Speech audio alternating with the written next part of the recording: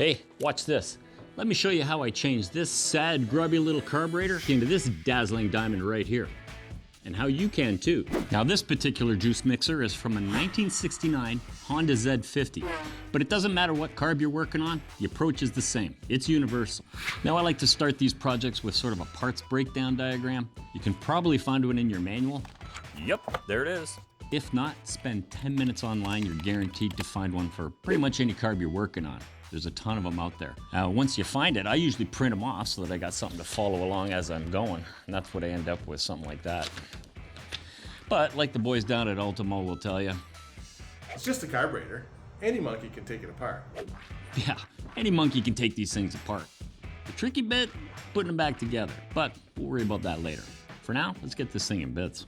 Okay, let's get that top cap off. Well, hey, quick tip. Whatever carb you're working on, as you take it apart, take lots of pictures and video. You'd be glad you did.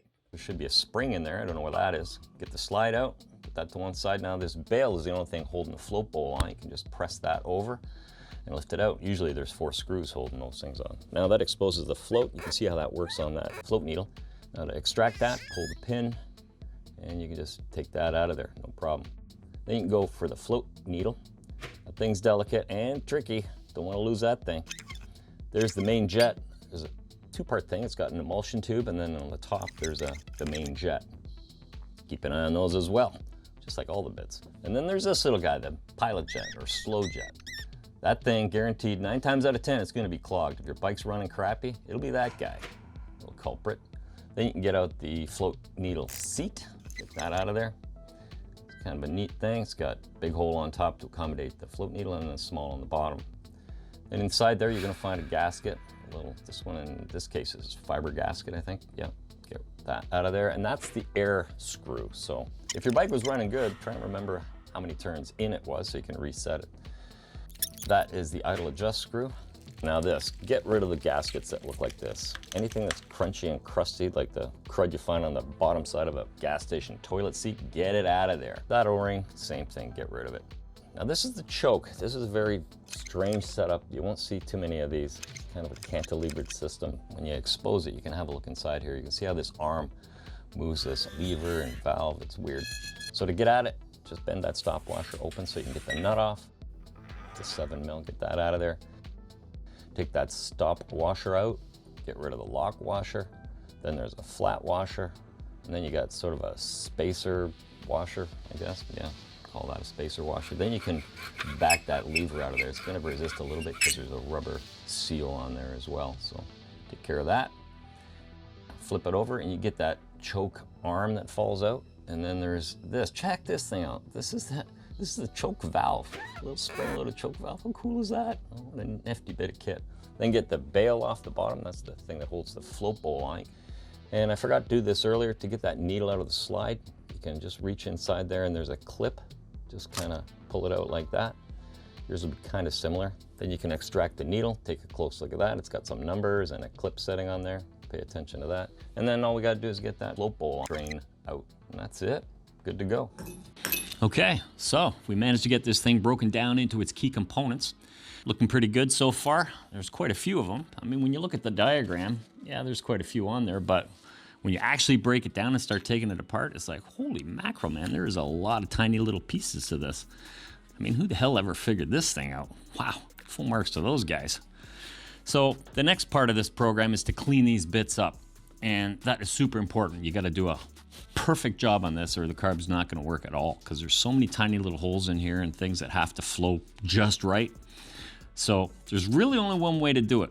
The pros always use an ultrasonic cleaner. So we may as well too. I mean, you can piss about with a little bowl of soapy water or something and a toothbrush and yeah, you'll do all right with some of the stuff, but there's no way you're going to be able to clean inside these little tubes and all these little hollow spots and everything. It's just not going to happen. So, you know, trust me, I learned the hard way. Do it right. Get yourself an ultrasonic cleaner and you'll never look back. You'll be so glad you did. Another thing I learned the hard way is not putting the bits, the small pieces, in a little jar, because if you just chuck these things in the bottom of the ultrasonic cleaner and go to town with that, you're gonna lose them. These things are so small, and there's a drain in the bottom of the ultrasonic cleaner they'll just disappear. These things will just, they're so tiny. I actually had an incident when I cleaned a carb this summer with my buddy Jimmy. Same carb, he actually has the same bike. We put it in the cleaner, did everything, thought we were doing a good job, and we did. It cleaned up well, but we really weren't paying attention when we rinsed the parts, so we just dumped everything into a tray. Man, when it came time to put the carb back together, Jimmy is like, where's the little needle? The little needle jet, man. I was like, I don't know, like, I thought it was with everything, right? Like, so I felt really bad looking around. We're looking around. I ended up taking the needle out of this one and giving it to him so at least he could run his bike. Turns out, I searched the place high and low. 2 days I was looking for that thing. Turns out it was in the bottom of the pail, the rinse pail. So you don't want to go through that. Don't learn the hard way like me. Keep track of all these little bits and pieces. Make sure you know exactly where every little part is. So having said that, put everything in a jar before it goes into the ultrasonic cleaner, all right? Make sure.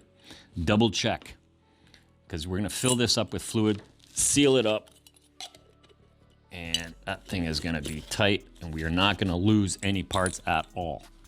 I'm not gonna throw the gaskets in, and I'm not gonna throw the float in.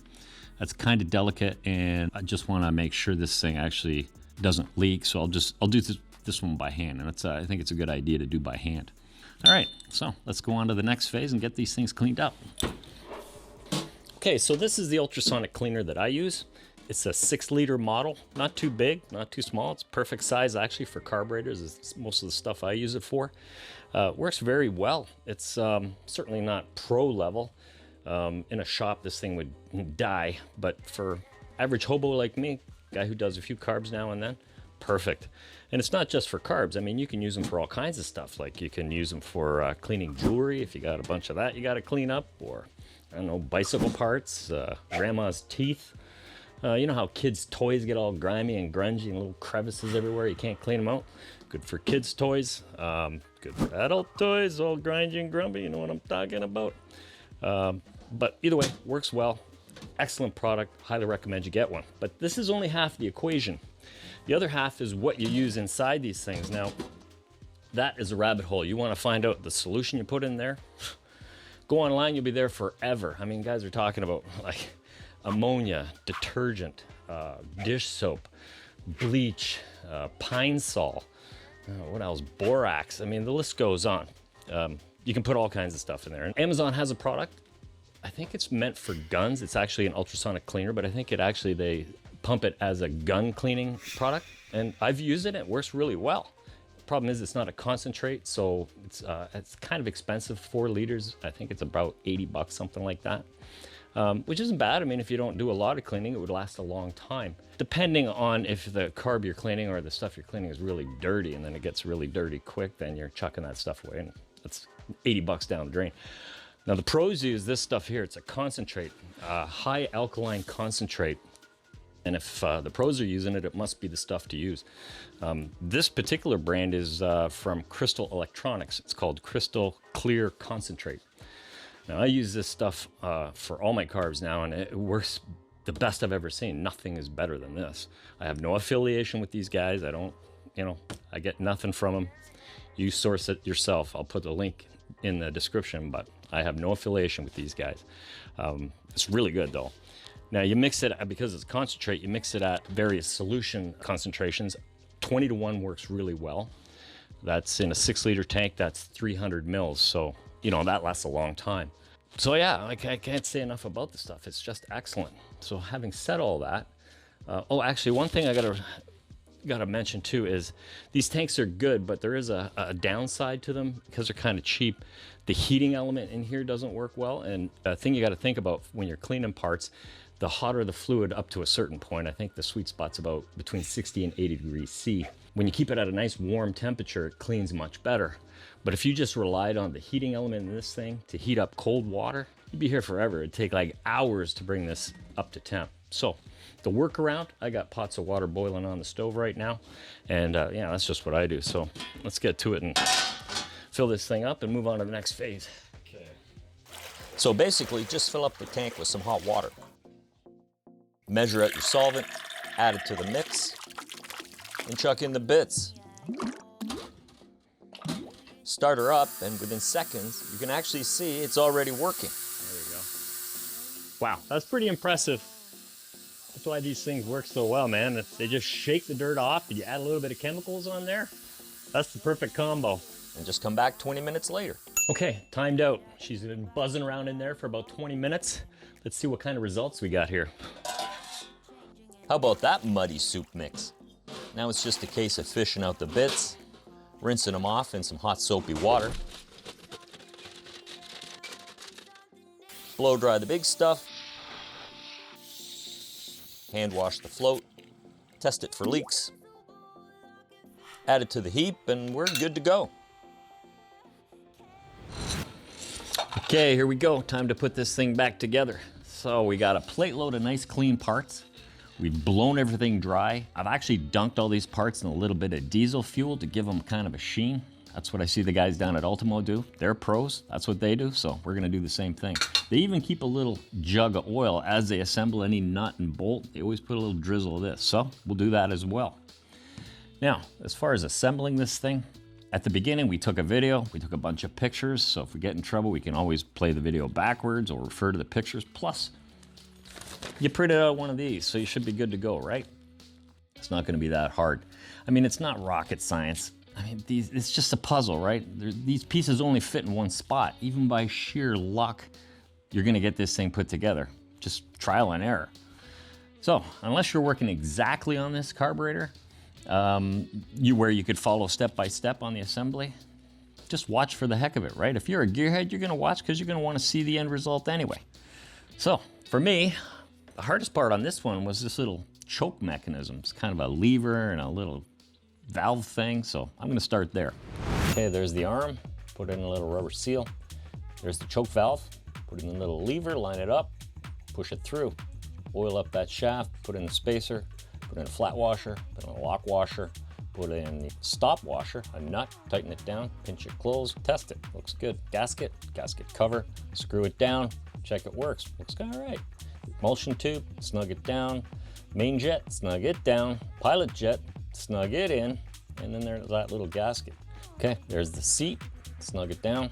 Put in the float needle, looks good. And then the float, line it up, push in the pin, test it out.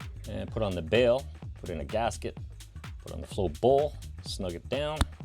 And there's the air screw. There's the idle screw. And there's the drain screw. Needle and slide, clip and slide. Slide goes in the body, cap on, O-ring on, grill on, boom, done. Wow, how good is that? This little thing cleaned up great. It looks almost brand new. But you know, more importantly, it'll function like it's brand new. And that's really why we're here, right? Now, it doesn't matter if you're working on a tiny little carb like this from a single cylinder bike, or if you're working on a twin or a triple or a 4-cylinder bike. It doesn't matter, the process works the same. Now, granted, the parts inside these carbs might be slightly different. You might have a few extra pins or washers or a different set of seals or gaskets, but it doesn't matter. They all work the same. The process works the same. You'll do fine. And hell, after watching this video, you're pretty much a pro anyway, so have at it. Now, if you want to see how a 4-cylinder bank breaks down and goes through the process, check out this video right here. You might be glad you did. All right, I got stuff to do. See ya. Bigfoot's real, man.